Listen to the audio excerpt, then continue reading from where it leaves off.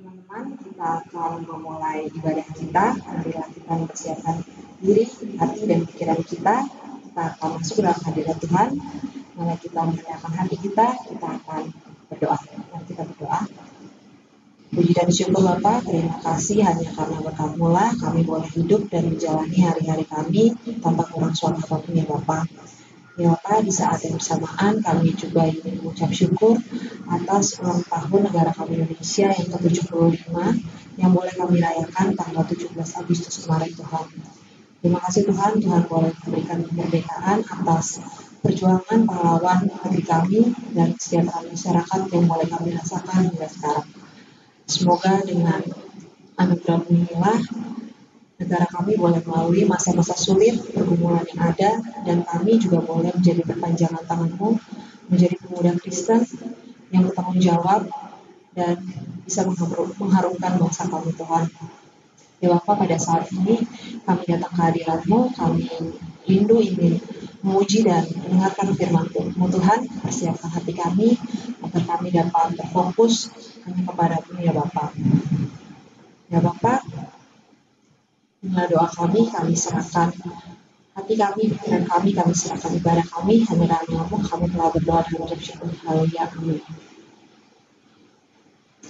Oke teman-teman, kita akan angkat pujian kita yang pertama. Kita mau menaikkan pujian kita kepada Tuhan Yesus Kristus. Kita mau nyatakan bahwa Allah kita adalah Allah yang hebat. Kita nyanyi bagi Dia.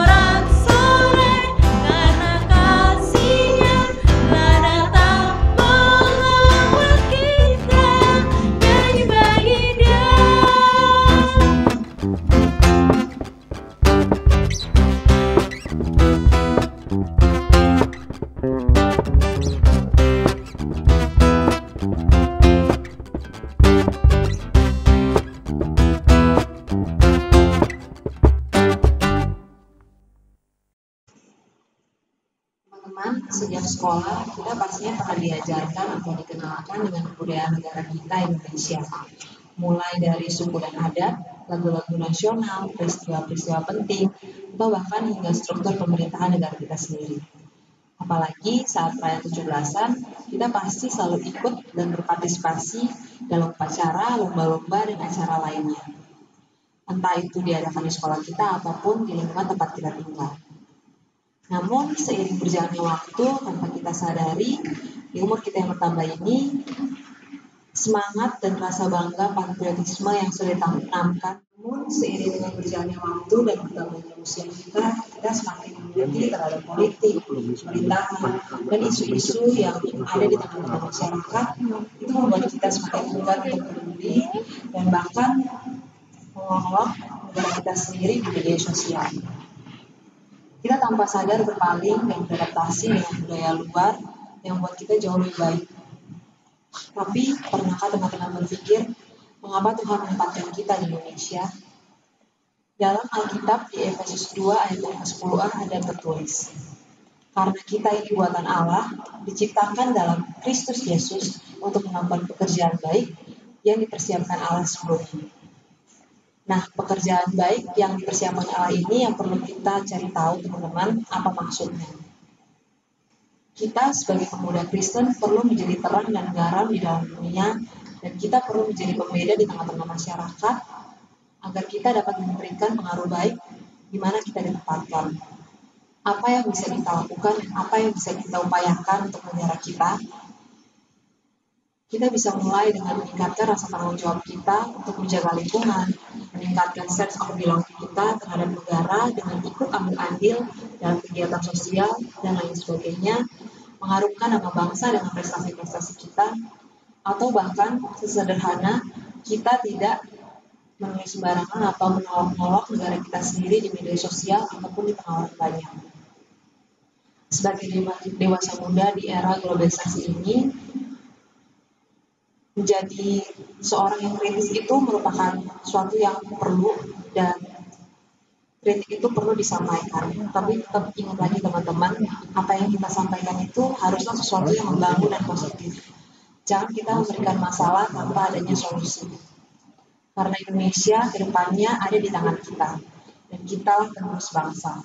Oleh karena itu, Tuhan memanggil kita untuk menjadi perpanjangan tangannya dan membawa pengaruh baik di mana kita ditempatkan oleh Tuhan. Mari kita bersatu dalam doa, kita akan mengakui segala kesalahan dan dosa kita di hadapannya dan meminta pertolongan Tuhan untuk menyucikan kita dengan darah-Nya. Teman-teman, sejak sekolah kita pasti pernah diperkenalkan atau diajarkan mengenai sejarah kebudayaan negara kita. Mulai dari keberagaman suku dan adat, lagu-lagu nasional, peristiwa-peristiwa penting, bahkan hingga struktur pemerintahan negara kita sendiri. Apalagi setiap perayaan 17 Agustus, kita pasti ikut berpartisipasi dalam upacara-upacara, lomba, atau bahkan acara lainnya, baik di sekolah maupun di tempat kita tinggal. Namun, seiring berjalannya waktu dan bertambahnya umur kita, rasa bangga dan rasa patriotisme yang sudah ditanamkan dari sekolah itu perlahan menghilang. Ditambah lagi semakin mengertinya kita terhadap politik, pemerintahan, dan isu-isu di tengah masyarakat, membuat kita semakin enggan atau bahkan sampai menjelek-jelekan negara kita sendiri. Kita mencoba berpaling dan beradaptasi dengan budaya asing yang ada, yang menurut kita itu jauh lebih baik. Tapi pernahkah teman-teman berpikir, mengapa Tuhan menempatkan kita di Indonesia, di negara berkembang dengan rakyat yang satu ini? Dalam Alkitab, di Efesus 2 ayat yang 10a ada tertulis, karena kita ini buatan Allah, diciptakan dalam Kristus Yesus untuk melakukan pekerjaan baik yang dipersiapkan Allah sebelumnya. Nah, pekerjaan baik yang disiapkan Allah ini yang perlu kita cari tahu apa maksudnya, teman-teman. Kita sebagai pemuda Kristen perlu menjadi terang dan garam di tengah-tengah masyarakat. Kita perlu menjadi pembeda antara orang lain dan diri kita sendiri. Dengan apa yang bisa kita upayakan dan apa yang bisa kita lakukan untuk negara kita sendiri. Kita bisa dengan meningkatkan rasa tanggung jawab kita untuk menjaga lingkungan, meningkatkan sense of belonging kita terhadap negara dengan ikut ambil andil dalam kegiatan sosial dan lain sebagainya, bahkan mengharumkan nama bangsa dengan prestasi-prestasi kita, atau sesederhana dengan tidak mengolok-olok negara kita sendiri di media sosial ataupun di tengah-tengah orang banyak. Sebagai dewasa muda, kritis itu merupakan sesuatu yang harus kita punya, dan kritik itu merupakan sesuatu yang harus kita sampaikan. Tapi ingat lagi teman-teman, apa yang kita sampaikan itu haruslah sesuatu yang positif dan membangun. Karena Indonesia kedepannya adalah di tangan kita, dan kitalah penerus bangsa. Oleh karena itu, Tuhan memanggil kita untuk menjadi perpanjangan tangannya dan membawa pengaruh baik di mana Tuhan menempatkan kita. Mari kita bersatu dalam doa, kita akan mengakui segala kesalahan dan dosa kita di hadapannya, dan meminta pertolongan Tuhan untuk menyucikan kita dengan darah-Nya. Ya Bapa, inilah kami anak-anak Tuhan, kami merendahkan hati kami tersungguh di bawah hati Tuhan, di segala dosa yang kesalahan kami. Kami sadar apa yang kami lakukan telah menyakiti hati-Mu, menyakiti hati orang di sekitar kami Tuhan. Ya Bapa, bimbinglah kami, perkuatlah iman kami Tuhan, agar kami dapat bertumbuh dan berada tetap di jalan Tuhan. Kami juga ingin membawa dalam doa negara kami Tuhan di tengah pergumulan dan pandemi yang sedang berjalan ini Tuhan. Berkatilah negara kami, agar kami dapat bersatu untuk bertahan dan melewati masa sulit ini Tuhan. Ajarlah kami untuk lebih peka mendengar suara-Mu, mendengar panggilan Tuhan. Hanya dalam nama-Mu kami telah berdoa dan mohon. Haleluya, amin. Suara-Mu berdoa.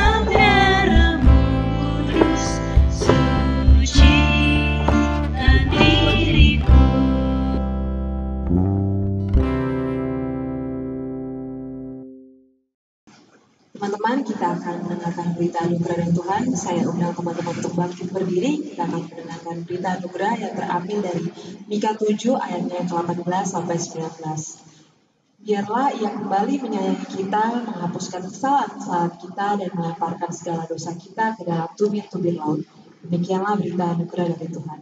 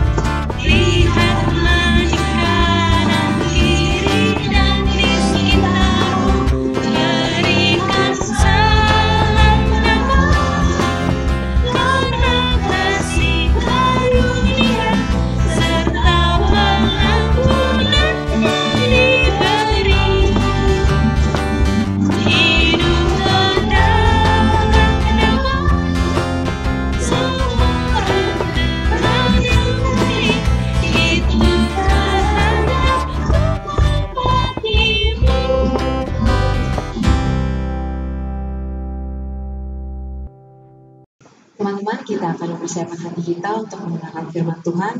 Kita akan angkat pujian, kita mau menyatakan bahwa Kita rindu untuk mendengar kebenaran firman Allah, seperti Roh saya haus.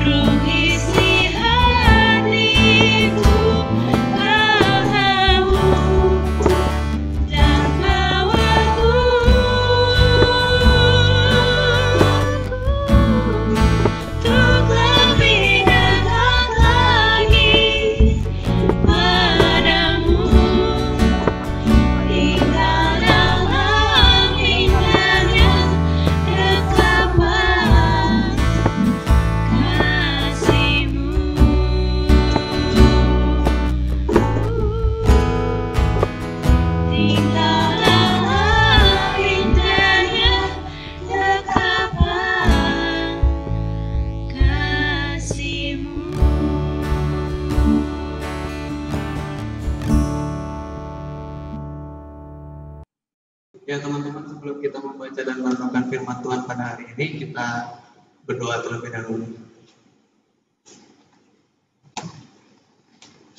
Ya Tuhan, sungguh kami berterima kasih atas kesempatan yang Engkau berikan kepada kami pada hari ini. Kami masih bisa mengikuti ibadah pada hari ini sehingga kami dapat memuji dan memuliakan nama-Mu serta mendengarkan firman-Mu yang akan segera kami dengarkan. Mampukanlah kami ya Tuhan untuk mendengarkan firman-Mu dengan seksama, menghayatinya dan meresapinya dalam hati kami, sehingga kami dapat dengan mudah mengaplikasikan dalam kehidupan kami sehari-hari. Demi nama Kristus kami berdoa dan mengucap syukur. Amin. Teman-teman sekalian, bacaan kita pada hari ini terambil dari kitab Yeremia pasal 29 ayat 7.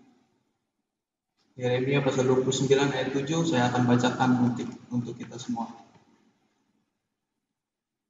Usahakanlah kesejahteraan kota kemana kamu aku buang, dan berdoalah untuk kota itu kepada Tuhan, sebab kesejahteraannya adalah kesejahteraannya.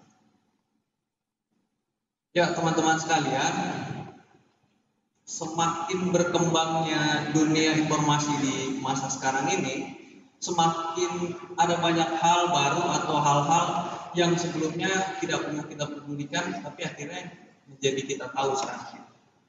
Permasalahan-permasalahan negara seperti RKUHP, RUPKS yang sempat hits belakangan, dan masalah Omnibus Law lainnya yang menuai kontroversi.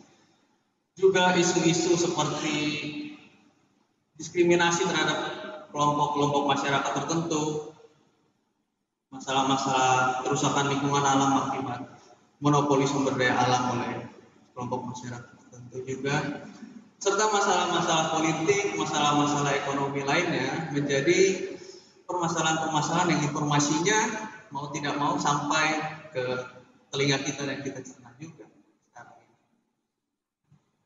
Saking masifnya dunia informasi gitu teman-teman. Sayangnya teman-teman sekalian, sampainya informasi itu ke antara kita sekalian menyebabkan sebuah perasaan yang mungkin teman-teman di sini atau setidaknya saya ikut merasakan sama-sama, yaitu perasaan rumit, merasa bahwa semua persoalan yang kita cerna dari media informasi yang ada sangat rumit, sangat kacau, sangat mengakar, sangat struktural kalau kata orang-orang akademis.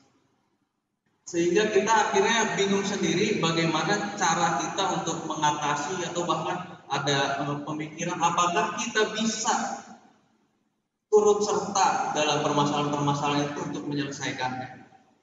Saking rumitnya, saking sulitnya sampai-sampai ada ekstrim pemikiran juga yang berpikir bahwa berfantasi, lebih tepatnya berfantasi bahwa kesejahteraan itu sudah tidak ada lagi di tempat kita sekarang ini. Sementara itu kesejahteraan justru ada di luar sana. Sehingga kita harus mencari kesejahteraan itu keluar sana dan tidak mengusahakan di sini karena saking rumitnya. Begitu.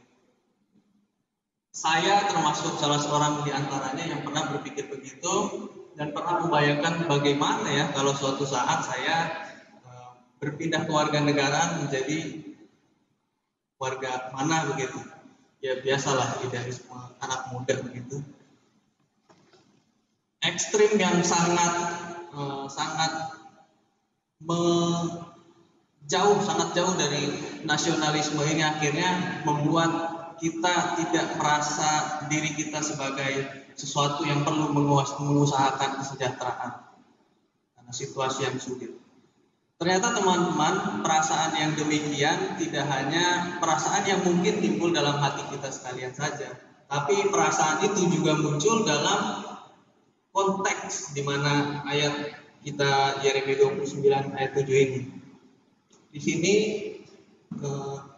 kita dapat melihat bahwa sangat sering sekali umat Israel kala itu mengalami yang namanya penjajahan. Sangat melelahkan sekali mereka terus-menerus berada di bawah pemerintahan yang menjajah sampai akhirnya mereka membayangkan bahwa kesejahteraan itu memang ada di luar sana. Kesejahteraan itu ada di tanah nenek moyang kita karena memang posisinya saat itu mereka ada di tanah pembuangan. Jadi mereka membayangkan bahwa kesejahteraan itu untuk apa dibangun di tanah pembuangan ini yang bukan tanah kita. Ada fantasi yang besar yang mendorong mereka akhirnya untuk mengadakan gerakan-gerakan perlawanan, gerakan-gerakan pembebasan yang mengupayakan kemerdekaan mereka, kemerdekaan tanah mereka di sana. Nah, teman-teman sekalian, justru di saat-saat seperti itulah firman Tuhan dari Nabi Yeremia ini disampaikan kepada umat Israel kala itu. Nah, teman-teman, di dalam konteks seperti itulah Nabi Yeremia menyampaikan pesan dari Allah kepada masyarakat Israel. Pesannya justru agak-agak aneh karena bertolak belakang sekali dengan perasaan umat Israel saat itu. Ketika mereka semua membayangkan adanya kemerdekaan, adanya kebebasan di tanah penjajahan mereka, ada perlawanan begitu terhadap negeri penjajah ini, tapi ternyata justru Allah memerintahkan untuk mensejahterakan tanah jajahan.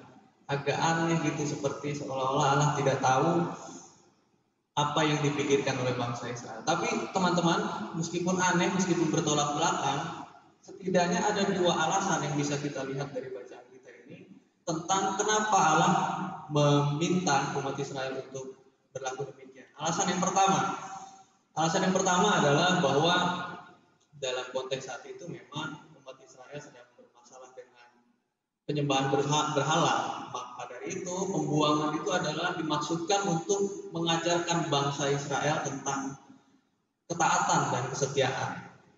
Tapi di balik itu teman-teman, sebetulnya garis besarnya adalah ada sebuah rencana Allah yang besar dan baik sekali yang kita bisa temukan penjelasan mengenai hal itu di ayat 11. Langsung disebutkan oleh Allah melalui Yeremia. Dan alasan yang kedua teman-teman adalah alasan yang memperuncing alasan pertama ini. Dan alasan yang kedua ini adalah menjadikan umat Allah sebagai orang-orang yang dapat mengupayakan kesejahteraan dimanapun ia berada.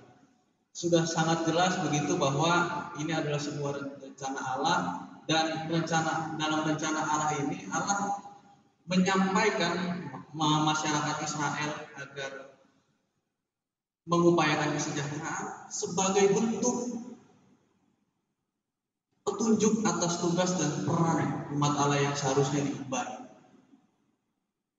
Sehingga teman-teman sekalian harusnya semakin menjadi jelas begitu bahwa pesan Allah untuk mensejahterakan tanah jajahan ini adalah karena Allah ingin menunjukkan peran dan tugas umat Allah itu dalam dunia ini. Sesulit apapun, tidak mungkin apapun rasanya mengupayakan kesejahteraan, karena memang di sana dalam konteks itu kalau mereka mengupayakan kesejahteraan, tentu mereka mungkin akan dibilang pengkhianat, karena bangsa penjajah ngapain kita urusin kesejahteraannya.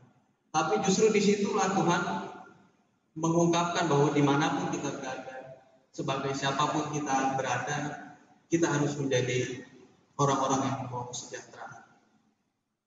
Ketimbang membayangkan kesejahteraan ada di luar sana, kita perlu membawa kesejahteraan. Di ayat 7 ini juga di dalam bacaan kita ini sudah sangat jelas dituliskan bahwa ada konsekuensi logis, ada logika berpikir yang sangat jelas yang Allah coba jadikan alasan kuat kenapa perintahnya ini harus dilakukan, yaitu bahwa sebab kesejahteraan tanah di mana kita tinggal, di mana mereka tinggal adalah kesejahteraan mereka juga. Pada akhirnya kita menjadi perpanjangan tangan Allah, sekaligus dengan demikian juga Allah memberkati kita semua dan dunia ini ketika kita berhasil mengupayakan kesejahteraan itu.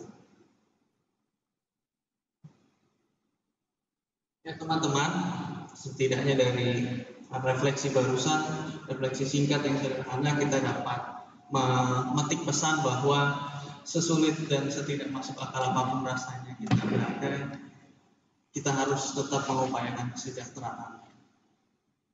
Itu adalah tugas kita umat Allah yang Tuhan percayakan, karena memang itu adalah menjadi bagian dari rencana besar Allah bagi dunia ini. Kita menjadi perpanjangan tangan Allah untuk membawa kesejahteraan. Ketimbang berandai-andai kesejahteraan ada di surga, ada di mana, kita diminta untuk membawa kesejahteraan itu di masa sekarang ini, dalam kehidupan kita sekarang ini, dalam konteks hidup kita sekarang ini. Kemajuan informasi itulah juga teman-teman yang sudah saya sebutkan di awal, sebenarnya di sisi lain memiliki kebaikan bagi kita, di mana kemajuan dunia informasi zaman sekarang memudahkan kita untuk mengakses informasi, sehingga kita dapat dengan mudahnya mempertajam pemikiran kita, kekritisan kita terhadap kebijakan-kebijakan yang ada, terhadap ketidakadilan sosial yang ada. Juga melalui media sosial itu juga kita dapat mengajukan aspirasi-aspirasi kita secara bebas, meskipun bebasnya tetap dalam aturan-aturan tertentu. Tapi kemajuan dunia informasi yang sekarang ini sangat pesat, sangat memudahkan kita untuk turut menyuarakan kesejahteraan bagi sesama. Sangat mudah bagi kita untuk mengakses itu semua, sehingga kita tidak punya alasan untuk tidak peduli lagi tentang kesejahteraan orang atau kebaikan. Kebijakan-kebijakan yang ada rasanya tetap perlu dan harus bahkan menjadi perhatian kita bersama umat Kristen sekarang ini, agar kita dapat berpartisipasi mewujudkan kesejahteraan. Kita tetap berpikir kritis, kita tetap mengupayakan kesejahteraan itu dalam suara-suara kita dan dalam tingkah laku kita. Karena teman-teman sekalian, sepele apapun kita, sepayah apapun kita menganggap diri kita tidak mampu berbuat apa-apa, kita tidak bisa berperan apa-apa terhadap permasalahan yang maksudnya besar ini, suara kita itu sangat dibutuhkan. Kita bisa menyuarakan hal-hal yang dapat mengedukasi, menyadarkan banyak orang melalui media sosial, dan itu sangat-sangat penting di era sekarang ini saat semua informasi itu gencar dan orang-orang kebingungan mencari informasi mana. Dan kita bisa menjadi mercusuar informasi-informasi yang mengutamakan kesejahteraan itu. Kita bisa mengupayakan kesejahteraan itu dalam hal-hal yang sepele dalam hidup kita, bahkan dalam hal-hal yang besar dalam hidup kita. Jadi siapapun kita, ayo bergerak. Kita dibutuhkan oleh bangsa ini. Amin.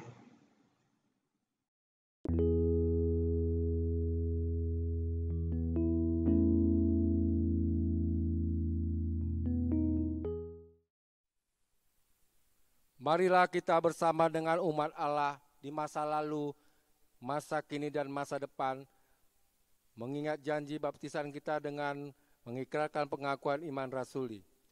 Aku percaya kepada Allah, Bapa yang Maha Kuasa, Halik langit dan bumi, dan kepada Yesus Kristus, anaknya yang tunggal Tuhan kita, yang dikandung daripada Roh Kudus, lahir dari anak darah Maria, yang menderita sengsara di bawah pemerintahan Pontius Pilatus, disalibkan, mati dan dikuburkan, turun ke dalam kerajaan maut. Pada hari yang ketiga bangkit pula dari antara orang mati, naik ke sorga, duduk di sebelah kanan Allah, Bapa yang Maha Kuasa. Dan dari sana ia akan datang untuk menghakimi orang yang hidup dan yang mati. Aku percaya kepada Roh Kudus, gereja yang kudus dan am, persekutuan orang kudus, pengampunan dosa, kebangkitan orang mati, dan hidup yang kekal. Amin.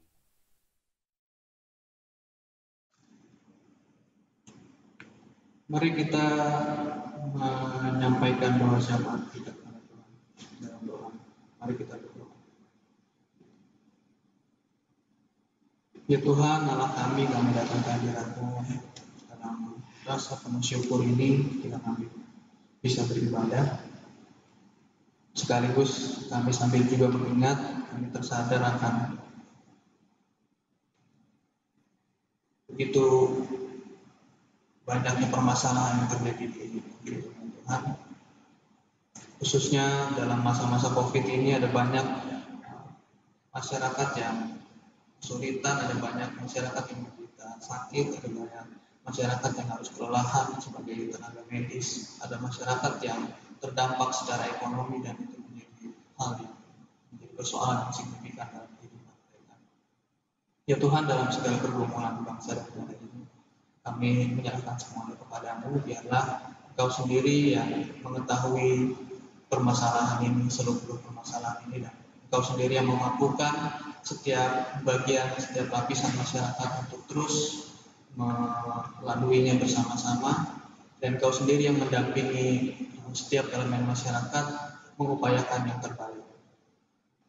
Ya Tuhan, kami juga berdoa bagi orang-orang yang sakit, menderita lemah fisik pada masa-masa sekarang ini. Kiranya Engkau memberikan kekuatan kesehatan, demikian juga Engkau memberkati kemampuan untuk bersabar dengan penuh kasih sayang bagi orang-orang yang mendampingi orang-orang yang sakit tersebut.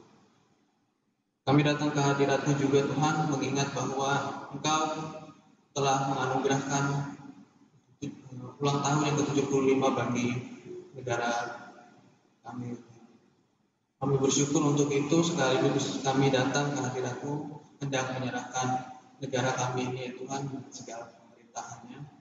Kiranya Engkau memberikan kebijaksanaan dan kemampuan bagi para pemimpin-pemimpin negara untuk memimpin negeri ini dengan hati yang penuh kesadaran akan mengusahakan kesejahteraan setiap kebijakan.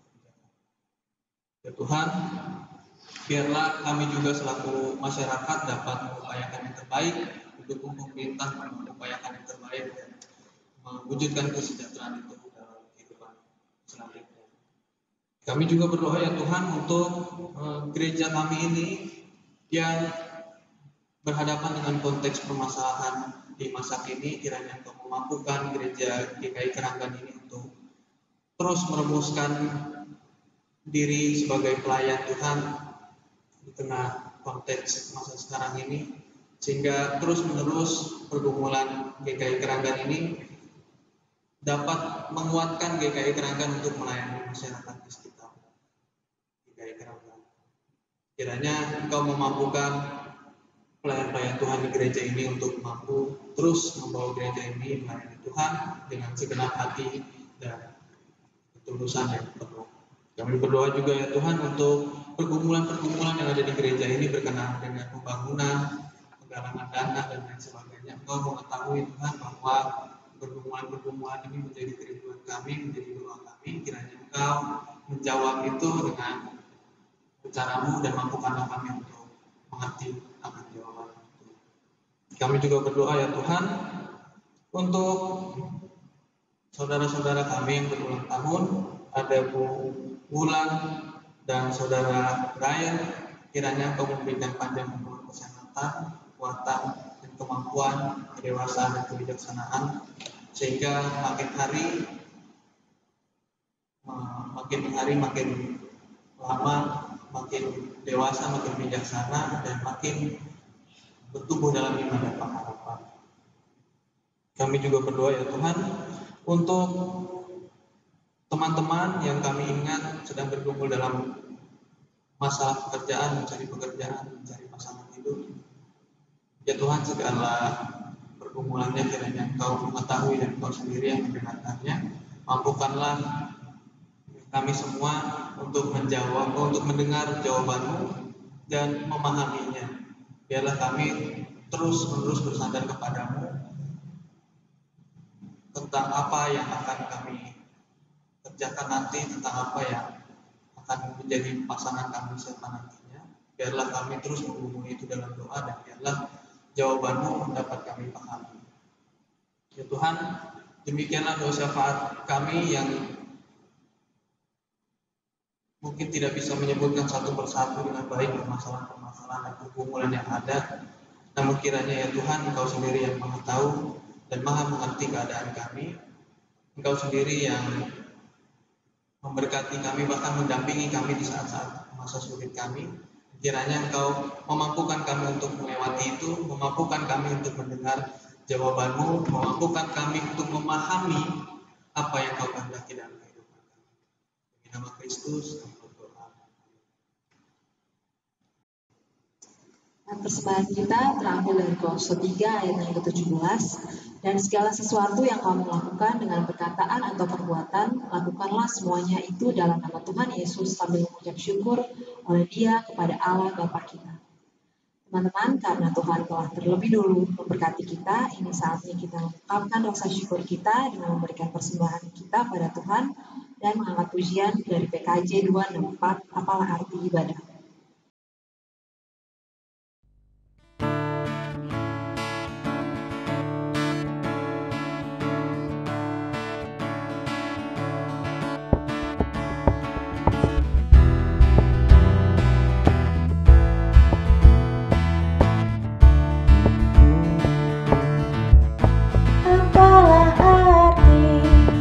Ibadahmu kepada Tuhan.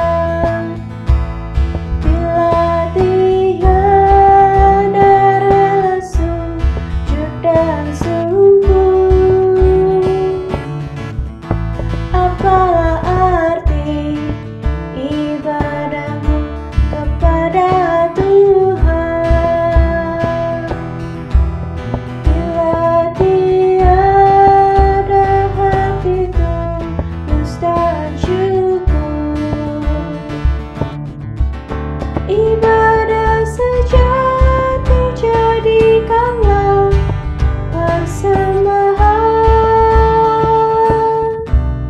Ibadah sejati kasihilah sesamamu. Ibadah sejati yang berkenan bagi Tuhan. Jujur dan tulus ibadah murni bagi Tuhan.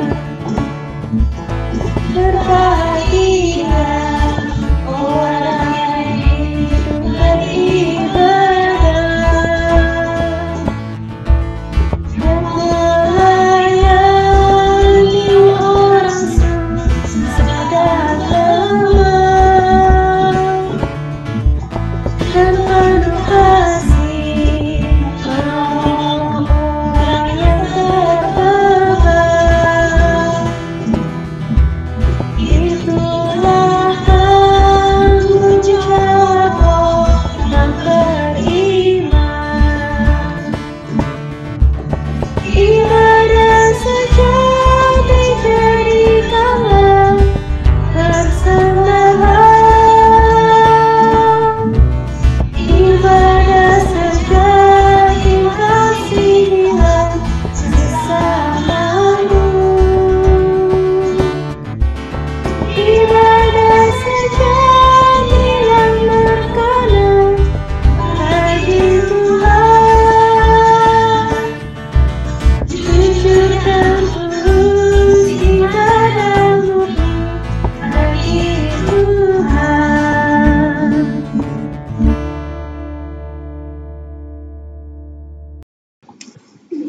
Teman-teman, mari kita bawa persembahan kita dalam doa.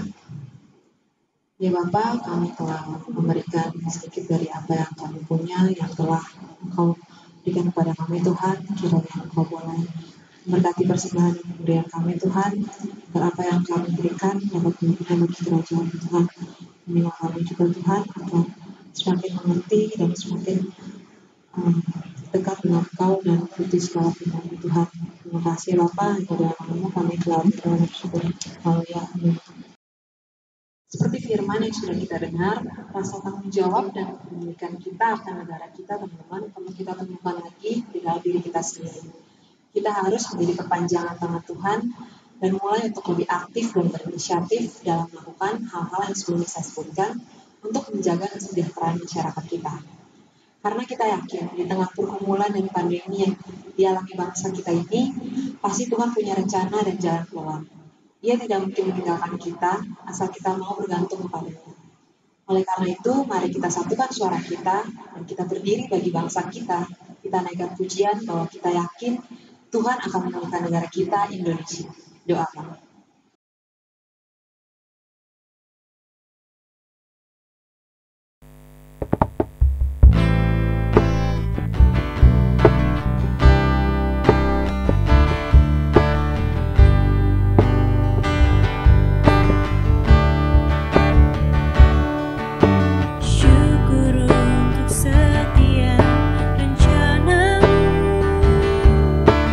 Dan rancanganmu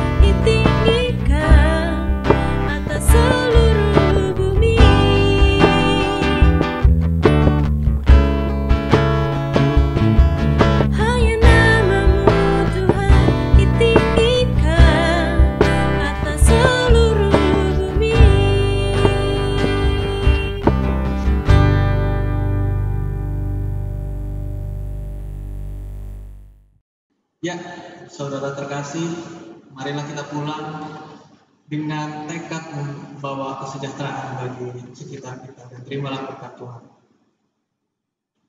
Tuhan memberkati kita dan melindungi kita. Tuhan menyinari kita dengan wajah-Nya dan memberi kita kasih karunia. Tuhan menghadapkan wajah-Nya kepada kita dan memberi kita damai sejahtera. Amin. Bapak, terima kasih.